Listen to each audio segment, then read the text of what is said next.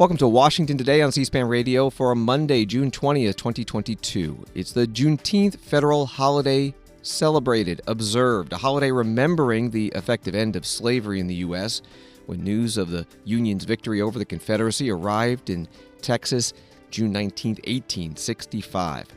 On this program, we'll hear from Vice President Kamala Harris meeting with students at the National Museum of African American History and Culture in Washington, and also from Virginia Governor Glenn Youngkin at Fort Monroe, Virginia.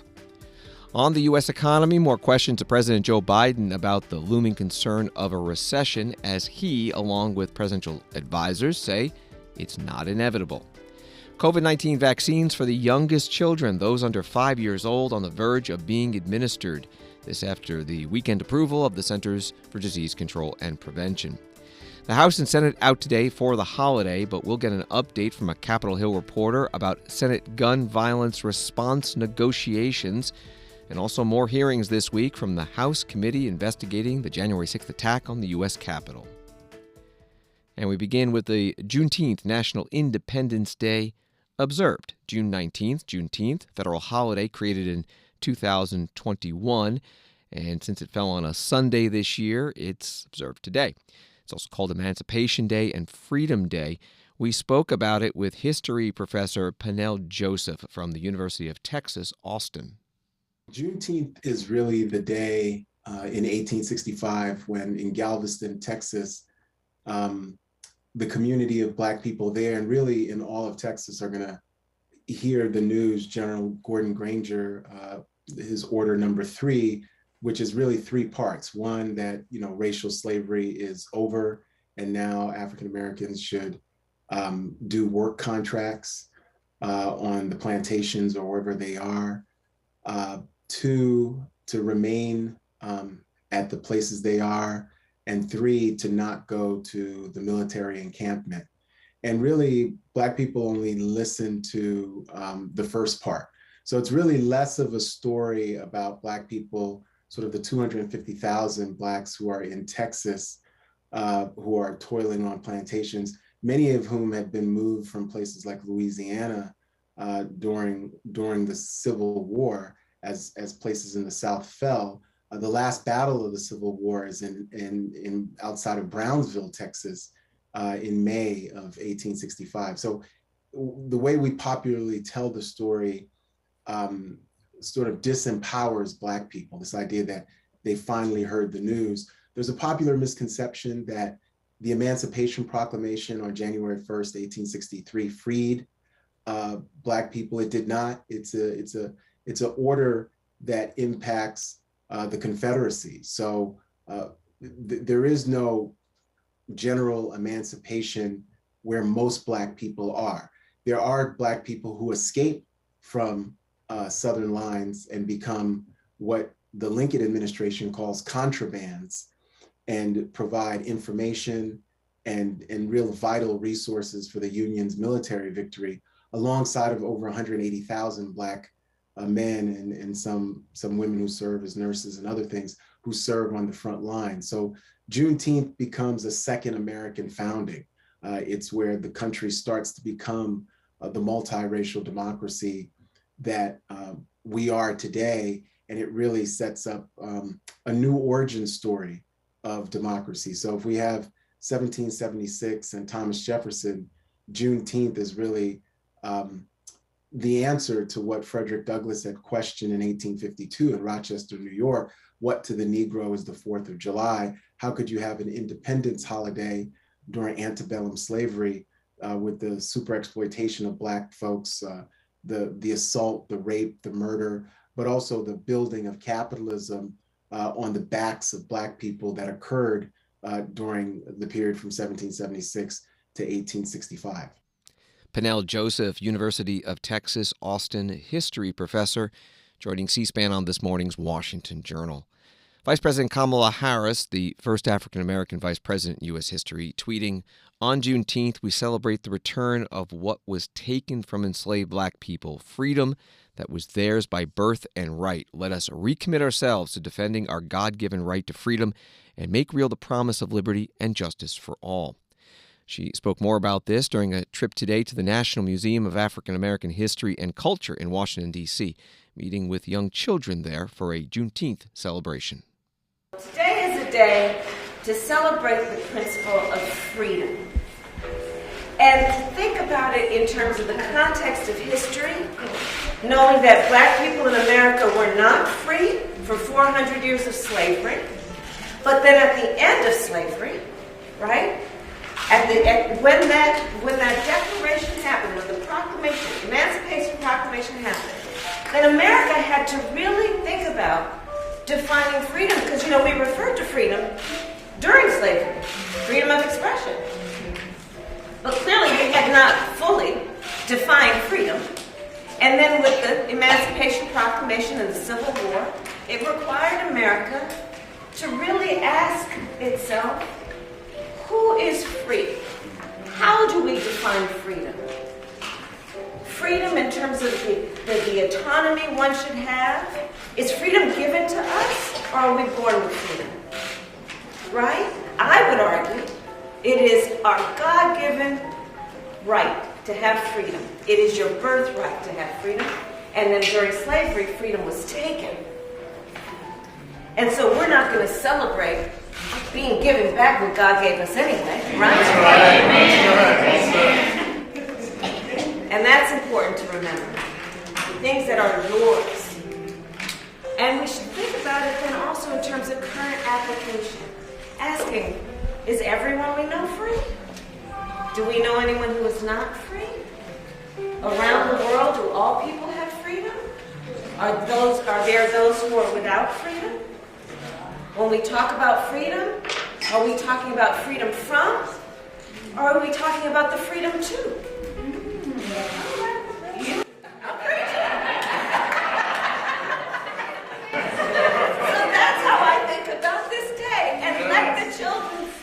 And let them teach us, and let the elders remind us.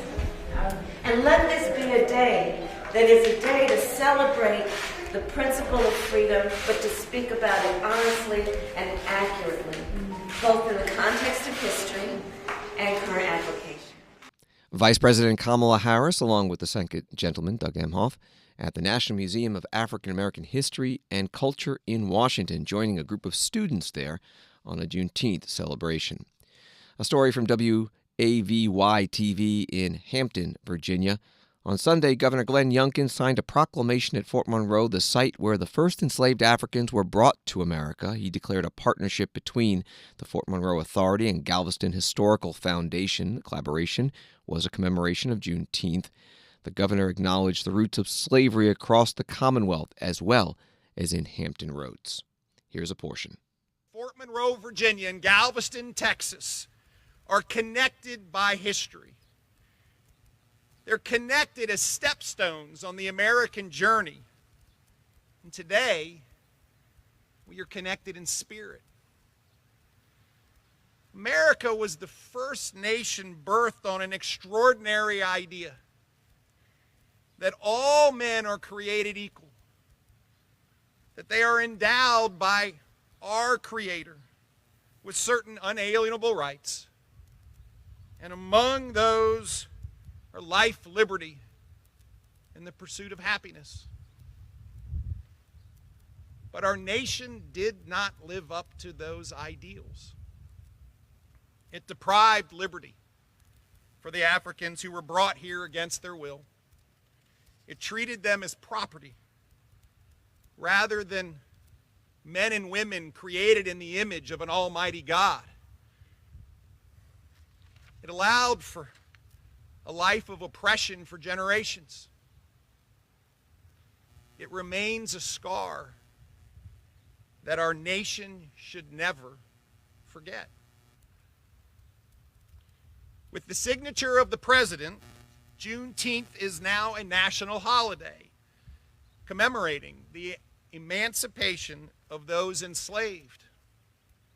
But it's not merely the remembrance of a day where freedom spread to the last outpost of oppression, but a national commemoration of the ending of a grave injustice.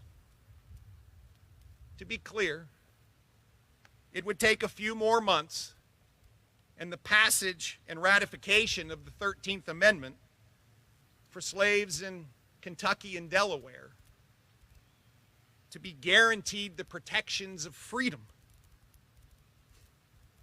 And it was then, with the liberation of African Americans, that America would be forced to deal with and wrestle with the lingering prejudice, the lingering hatred, and the lingering segregation that discriminated against the African Americans who had just been set free. This country was founded by imperfect men in pursuit of a more perfect union. And because there has only been one perfect person in the history of this planet, we today are still comprised and led by imperfect men and women. Governor Glenn Youngkin, Republican from Virginia, at Fort Monroe, Virginia, on Sunday. The Juneteenth holiday, today, the holiday observed as a federal holiday because it fell on a Sunday. Voice of America reports that recognition of Juneteenth, the effective end of slavery in the U.S., gained traction after the police killing of George Floyd in 2020. But after an initial burst of action, the movement to have it recognized as an official holiday in the states has largely stalled. Although almost every state recognizes Juneteenth in some fashion, many have been slow to do more than issue proclamations or resolutions, even as some continue to commemorate the Confederacy. Lawmakers in Alabama, Mississippi, South Carolina, Tennessee, and other states failed to advance proposals this year that would have closed state offices and given most of their public employees paid time off for the June 19th holiday. That from Voice of America. This is Washington Today. President Joe Biden spending the day at his home in Delaware on Rehoboth Beach before returning to the White House. He spoke with reporters, literally, on the sand. We'll get to his questions about the economy in just a moment, but first the president asked about falling off his bicycle on Saturday. He had stopped during a ride to meet with a group of supporters, got his foot caught, and the bike slowly tipped over. This is what it sounded like. Dr. Biden, how was your anniversary?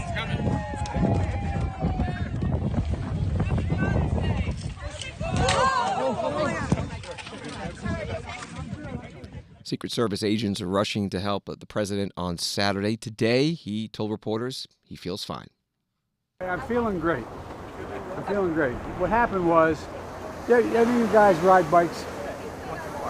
Well, they have some that have this thing you put your toe in that constrains your foot so it doesn't slide off the pedal. When I was getting off the bike, it got stuck on the right side. And I fell, in case you didn't notice. But it's good that you're okay. I was fine. President Biden on Rehoboth Beach, Delaware, waves crashing in the background. And the president asked about the economy. He had said last week in an Associated Press interview that a recession is not inevitable. The Treasury Secretary Janet Yellen said the same thing on ABC News' This Week program on Sunday. President today sticking by that prediction.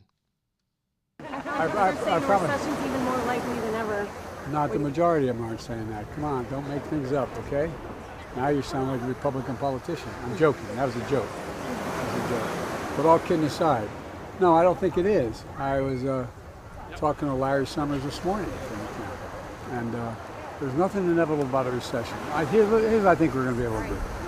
I think we're going to be able to get a change in Medicare and a reduction in the cost of insulin. Insulin, if you know anybody who has type 2 diabetes or has a child who has it, they need the shots during the week. It can cost them up to $1,000 a week. It need not cost more than $35.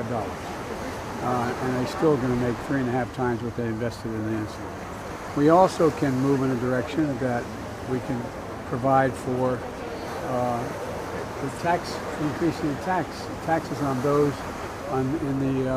in the corporate area, as well as the individuals as it relates to Trump's tax cut, which is inflationary. Going out and buying a yacht doesn't help the economy a whole lot. We also, I'm working with our team, is put together at the same time. My dear mother used to have an expression: if everything lousy, something good will happen if you look hard enough for it. We have a chance here to make a fundamental turn toward renewable energy, electric vehicles, and not just electric vehicles, but across the board. And that's something we should be. My team is going to be sitting down with the CEOs of the major oil companies this week and try to get an explanation how they justify making $35 billion. President Biden with reporters on the beach in Delaware. He mentioned speaking with Larry Summers, former Treasury Secretary under President Clinton and then a White House advisor under President Obama. Larry Summers saying on NBC News' Meet the Press on Sunday that it's his best guess there will be a recession in the U.S. within a year or two. President Biden also saying he's seriously considering a temporary pause in the federal gas tax. He could make a decision, he says, by the end of this week if he has the right data. Federal excise tax on a gallon of gasoline is 18.4 cents, and the average price across the United States today, according to AAA, of a gallon of gas is $4.98. Congressman Kevin Brady, Republican of Texas, the ranking member on the Ways and Means Committee, with this tweet: another Biden gimmick, 18 cents savings on crushing $5 to $6 gallon gasoline, but doing nothing to actually lower record fuel prices. What about food, housing, clothing, utilities? Hashtag Bidenflation that cost families extra $5,000 a year. Try hashtag less spending, hashtag less taxes, hashtag more workers. Congressman Brady also interviewed today about the economy on Fox Business Channel and that possibility of a recession. This administration's been in denial about inflation, about the worker crisis, about all of this. And now I think this is their latest spin. Unfortunately, a recession is inevitable because President Biden made it inevitable. And what's worse is that not only doesn't he have any plan to deal with inflation or the worker crisis, it's the same plan he's been using for now a year and a half. So he wants more spending, massive new spending out of Washington. He's looking at higher taxes again on Main Street businesses. That'll drive inflation even further. And he still doesn't understand how hard it is for every type of business to find the workers they need, whether it's to man the production floor, to assemble the product, to deliver them or service them. He just doesn't understand what's going on in the economy right now. And that's why, we worry we'll have a second quarter where the economy is shrinking.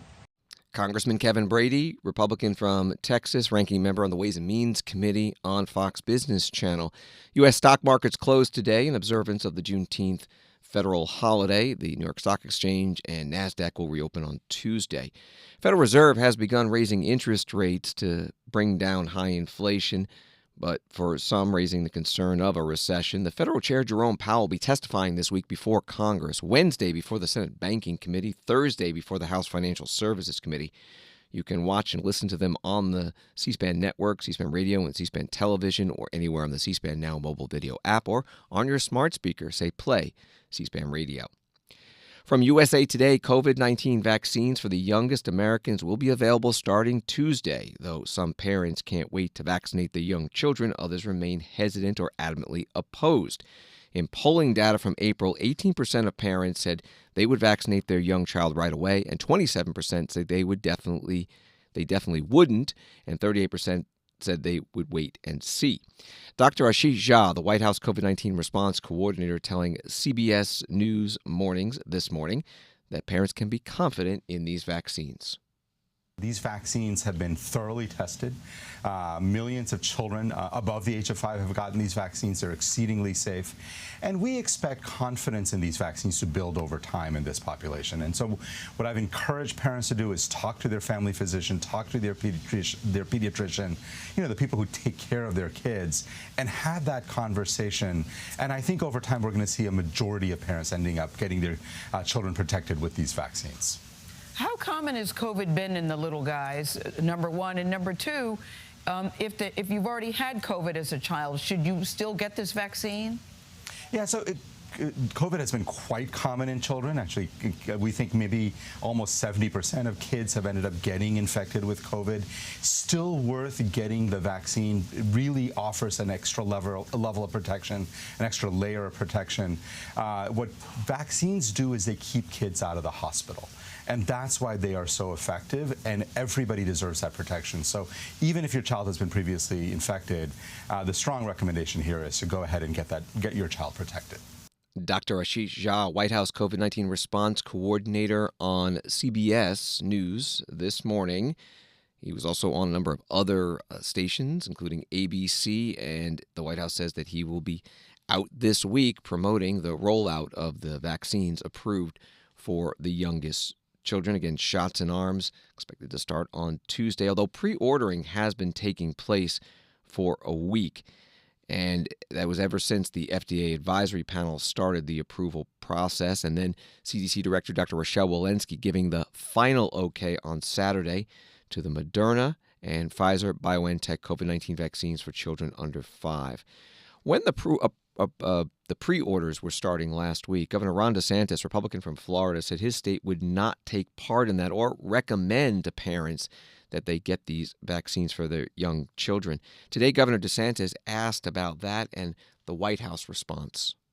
Governor, there's obviously a lot of controversy at the end of last week between your administration and the White House. What do you make of the White House saying that the state reversed on child vaccine? So the White House is lying about it. We, surprise. Not surprised the White House would lie. Definitely not surprised that legacy media would amplify the lie, because that's what they do. The state of Florida, they came out with an article saying the state of Florida has not ordered, its Department of Health has not ordered mRNA jabs for the babies. Yes, we didn't. We recommend against it. We are not going to have any programs where we're trying to jab 6-month-old babies with mRNA. That's just the reality. And I think what happened was they thought somehow we would like be embarrassed by that. No, we're following the data. You look at these European countries, they are a lot of them don't even allow Moderna for under age 30, or they recommend against it. So that was always that. We still have not ordered it. We're not going to order it. Now, what they're saying is because practitioners and hospitals can order it, somehow we've reversed. I said from the beginning they'll be able to do that. We don't have the authority to prevent it. And quite frankly, if someone wants to make a different decision, I would just caution people, look at the actual data in the clinical trial. It is the weakest possible data that you could possibly see. Very small number of people. What the recommendation is from them doesn't even track the outcomes. It was something that, but people can ask their pediatricians. They can ask their doctors. What's the evidence of protection against severe disease? There was none in the clinical trial. But that's something that people would do. But for us, Joe Latipo, our Department of Health has looked at it. There is no proven benefit to put a baby with an mRNA. So that's why our recommendation is against it. That's different than prohibiting the use in Florida, which we don't have the authority to do. And quite frankly, we're confident people can make their own judgments on it. Governor Ron DeSantis, Republican from Florida, a news conference today in Callahan, Florida. An article in the Indianapolis Star about what parents should know with the COVID-19 vaccines now becoming available for children under 5. They write the Pfizer vaccine, about 1/10 the dose that adults receive, is a 3-shot series, and the second shot coming 3 weeks after the first and the third 8 weeks or more after the second. The Moderna vaccine, about 1/4 the strength of what adults receive, is a 2-shot series separated by 4 weeks. The Moderna vaccine was about 51% effective at preventing illness in children 6 months to 2 years old. Vaccine was about 37% effective in preventing disease in children ages 2 through 5 years of age. And Pfizer officials said the effectiveness of their vaccine for children was comparable to that for older people. Early studies suggest it reduced the risk of COVID by about 80% after all 3 doses had been administered. That from the Indianapolis Star. Washington Today continues in a moment. The January 6th committee enters day 4 of public hearings as they continue disclosing evidence gathered in their investigation. Watch the hearing live Tuesday at 1 p.m. Eastern on C-SPAN 3, C-SPAN Now, our free mobile video app, or anytime online at cspan.org. You can also visit our website, cspan.org/January 6, to watch previous hearings and other videos related to that day. C-SPAN, your unfiltered view of government. And the January 6th committee hearings also on C-SPAN Radio Live on your smart speaker as well. Say play C-SPAN Radio. Welcome back to Washington Today, available as a podcast on the free C-SPAN Now mobile video app and wherever you get your podcasts. When the Senate returns to session on Tuesday, one of the issues front and center will be gun safety negotiations, putting details to the framework that was agreed to by 10 Democratic senators and 10 Republican senators in response to the recent mass shootings in Buffalo, New York, and Uvalde, Texas. Some of the parts of the framework enhance background checks for those under 21 years old looking to buy an AR-15 style firearm, and more funding for mental health and school safety, and also for red flag laws that keep guns out of the hands of people deemed a threat to others or themselves. The lead Senate negotiator is Chris Murphy from Connecticut. He was today on Alyssa Milano's podcast. I'm curious about how the framework translates into legislation and whether, the framework will hold together through that process. I think it will. The heavy lifting was putting that framework together. There's a decent amount of detail inside the document that we put out. And my belief is that everybody who's part of these negotiations is committed to putting that framework into legislative text. I know there's a worry that Republicans are never going to sort of get to that final step, right? This step of passage, that they're always willing to engage in conversations, but they're not willing to actually vote for these kind of changes, especially since some of the biggest gun rights groups in the country have already come out against our framework. I think this time is different. I think the American public have made it really clear to Republicans and Democrats in the Senate that doing nothing is not an option. And so I don't sense any let up in the seriousness of people that I've been negotiating with to get this to the finish line. Senator Chris Murphy, Democrat from Connecticut, the lead negotiator for the Democrats on this issue, on the Sorry Not Sorry podcast with actress and activist Alyssa Milano. From CNN.com, Senator John Cornyn, the lead Republican negotiator on the bipartisan gun safety package, told a home state crowd at the Texas GOP convention on Friday that he had fought and kept President Biden's gun-grabbing wish list off the table, yet still received boos from the crowd as he talked about what the bill could include. Here's a portion of his speech from Houston. Democrats pushed for an assault weapons ban. I said no. They tried to get a new 3-week mandatory wait period for all gun purchases. I said no. Universal background checks, magazine bans, licensing requirements, the list goes on and on and on. And I said no, no, 1,000 times no. So you might ask, what is on the table?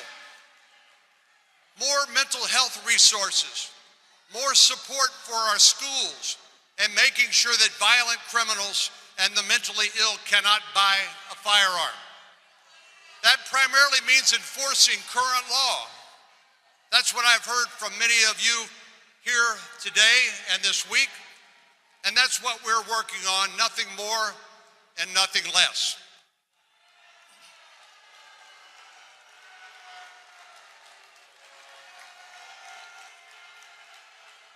So I would encourage anyone who's passionate about the Second Amendment as I am and who wants to get accurate information to check my website, cornyn.senate.gov. And you can then actually read what my positions are rather than rumor and the Twitterverse. My heart breaks for Uvalde, for families whose little ones will never return home, for teachers killed trying to protect their children, their students.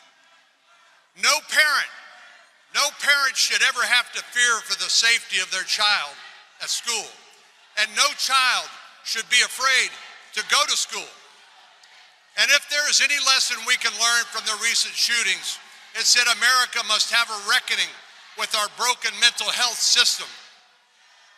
We have to take these conversations out of the shadows and into the light We have to look out for one another and help those who, without treatment, may become a threat to themselves and others.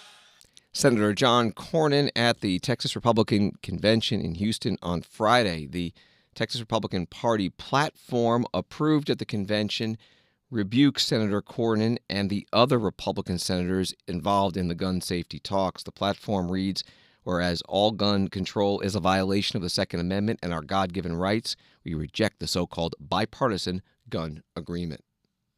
More on the Senate's talks on the response to gun violence and what else is happening on Capitol Hill this week. We're joined by Mychael Schnell, a congressional reporter with The Hill. Thanks for being with us. Where are things on the gun violence negotiations with the senators?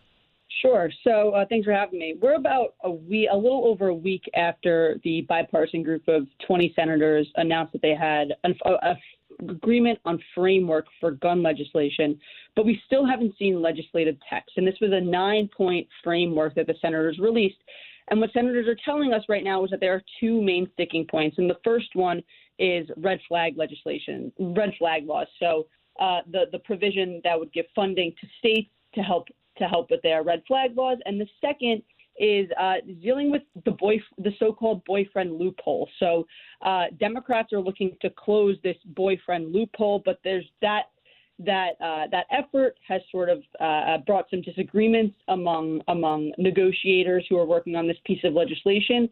And essentially the boyfriend loophole bars people who are convicted of domestic violence or subject to domestic violence restraining order from obtaining a firearm only if they are married to, have lived with the victim of domestic abuse, or share a child with that individual. So lawmakers are now looking to sort of broaden that, to expand it so other intimate partners can be included in this provision to bar people from owning a gun. But the issue that brings up is, how do you define an intimate partner? And that's what lawmakers are looking at right now. And the other part of this is they're looking at, how will there be a restitution system for current and former dating partners who want to recoup that ability to possess a firearm? So on guns in the Senate, this group of 20 lawmakers, 10 Democrats, 10 Republicans, they're still working through hashing through those two key provisions, and that's what they've said is holding them back from releasing legislative text. Now, originally, they said they were hopeful they would actually get something through the Senate by the time they go out on the 4th of July recess, which is the end of this week. How likely is that looking? So they're actually going to break for recess at the end of next week on July 1st. So Senator Murphy last week had said that the goal was to have text out by Thursday. That would have then allowed Senate Majority Leader Chuck Schumer to set a cloture vote this week and to start the process.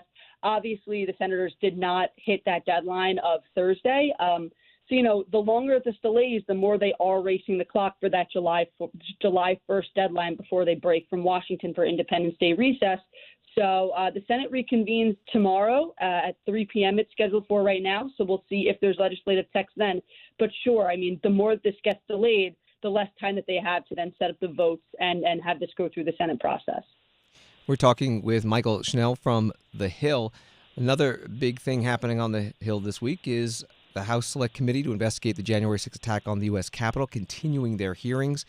Give us some of the details. When are the hearings taking place, and do we know who will be testifying and what the topics will be? Sure. So this week's hearings, we'll be seeing a hearing on Tuesday at 1 p.m. and Thursday at 3 p.m. And those will be the 4th and 5th public hearings held by the January 6th Select Committee. And what we've been told, Congressman Adam Schiff, who is a member of the January 6th Select Committee, told CNN this weekend that the hearing is going to focus on the president's role in trying to convince states to name alternate slates of electors in an effort to help him remain in power, to reverse President Biden's win in the election. So what Congresswoman Liz Cheney, the vice chair of the panel, told us at that first hearing earlier this month was that a lot of this focus was going to be on Georgia, because of course we remember that phone call in January of 2021 when President Trump called Secretary of State Brad Raffensperger and asked him to find 11,780 votes, which would have put him one ballot above President Biden in the state of Georgia, therefore reversing the results in the state for President Trump. And I mentioned Raffensperger there because while the committee has not yet released the names of who's going to be testifying at this week's hearings, multiple outlets are saying that Brad Raffensperger himself and Gabe Sterling, his main deputy, they're going to be two of the witnesses who are going to be testifying on Tuesday. Again, the committee has not yet released that information, but reports are saying it will be Raffensperger and it will be Sterling, which sort of gives you an eye into what the committee is looking to show there, looking to show the pressure campaign on state and local elections officials and legislatures as part of this, as they say, conspiracy Trump was at the center of to keep himself in power. Mychael Schnell is a congressional reporter with The Hill. Find her stories at thehill.com and on Twitter at Mychael Schnell. That's MychaelSchnell. Thank you so much. Thanks for having me. And we do have a confirmation now from the January 6th committee that Brad Raffensperger, Georgia's Secretary of State, will testify on Tuesday, 1 p.m. Eastern, along with Gabriel Sterling, Georgia's Secretary of State and Chief Operating Officer. They're going to be on a first panel along with Rusty Bowers, Arizona House Speaker. And a second panel will be Wandrea Shea Moss, former Georgia election worker. We will have live coverage of the January 6th committee hearings on C-SPAN Radio. Listen on your smart speaker, say play C-SPAN Radio. They'll also be on C-SPAN Television and our free C-SPAN Now mobile video app. From the New York Post, actor Ben Stiller met with Ukrainian President Volodymyr Zelensky on Monday in Kyiv during a tour of the war-torn country to bring attention to the plight of refugees. An estimated 13 million Ukrainians have been forced out of their homes since Russia invaded the country in late February. Of those, about 5 million have fled the country altogether. 8 million are displaced internally within Ukraine, and the UN says 90% of those fleeing the fighting are women and children. Today is World Refugee Day. Ben Stiller is a Goodwill Ambassador of the United Nations, posting this video. Hey, I'm Ben Stiller, and I'm here in Ukraine. I'm meeting people who've been impacted by the war and hearing how it's changed their lives. War and violence are devastating people all over the world. Nobody chooses to flee their home. Seeking safety is a right, and it needs to be upheld for every person. Actor and UN Goodwill Ambassador Ben Stiller in a video on Twitter on this World Refugee Day. Kremlin spokesman Dmitry Peskov telling MSNBC that those two Americans fighting for Ukraine and captured, that, quote, they are soldiers of fortune. They were involved in illegal activities on the territory of Ukraine. They were involved in firing at and shelling our military personnel. They were endangering their lives, and they should be held responsible for those crimes they have committed. Those crimes have to be investigated. The only thing that is clear is that they have committed crimes. They are not in the Ukrainian army. They are not subject to the Geneva Convention. That from the Kremlin spokesman Dmitry Peskov on MSNBC. He also told the network about U.S. basketball star Brittany Griner, who's been held in Russia for more than 2 months, that she is guilty of drug crimes and not a hostage. Also, Ukrainian President Volodymyr Zelensky on Sunday said he expects Russia to intensify its attacks ahead of the European Union's decision to potentially accept Ukraine as a member of the 27-nation economic bloc. He said that other countries could also be threatened by Russian aggression. Mark Shields writes the Washington Post, the one-time campaign manager who became one of Washington's most respected political commentators, both as a syndicated columnist and as a genial liberal counterpart to several conservative sparring partners on the PBS NewsHour, died June 18th at his home in Chevy Chase, Maryland. He was 85. C-SPAN Radio interviewed Mark Shields in 2019 for our podcast, The Weekly. Here's a minute of it where he talks about those who put their hats in the ring and stand for election. I like most people who run for office. I admire them. It's for most of us, life is a series of quiet successes and failures. If you and I are the two final contestants to be the regional sales manager of Great Lakes Coat Hanger Company, and you get the job and I don't, when they announce that Steve Scully has been rewarded. They don't add that Shields was passed over because of his erratic conduct at the company Christmas party, or lingering questions about his expense account. But in politics, it's there for everybody you ever sat next to in study hall, double dated with, or babysat for, to know whether you won or you lost. And losing is tough. It's publicly painful. And nobody ever did it better than a fellow named Dick Tuck, who lost a state Senate primary in Los Angeles. And when the returns came in, a reporter from KMPC radio in Los Angeles stuck a microphone in his face and he said, "Tell me, how do you feel, Mr. Tuck?" And he said, "The people have spoken, the bastards." Political commentator Mark Shields on C-SPAN's podcast, The Weekly, in 2019. He died on Saturday at the age of 85. You can find this full podcast at cspan.org. Just search for Mark Shields. David Gergen, who is now a political analyst with CNN, tweeting this: "Deeply saddened by death of Mark Shields. In our wonderful years together on the PBS NewsHour, he was one of the best partners in the history of television. Thoughtful, witty, always a champion of the little guy. He brought out the best in everyone he touched." Thanks for listening to Washington Today. You can get more of Washington's top stories sent to you every day with C-SPAN's evening newsletter, word for word. Subscribe at c-span.org/connect. Have a good night.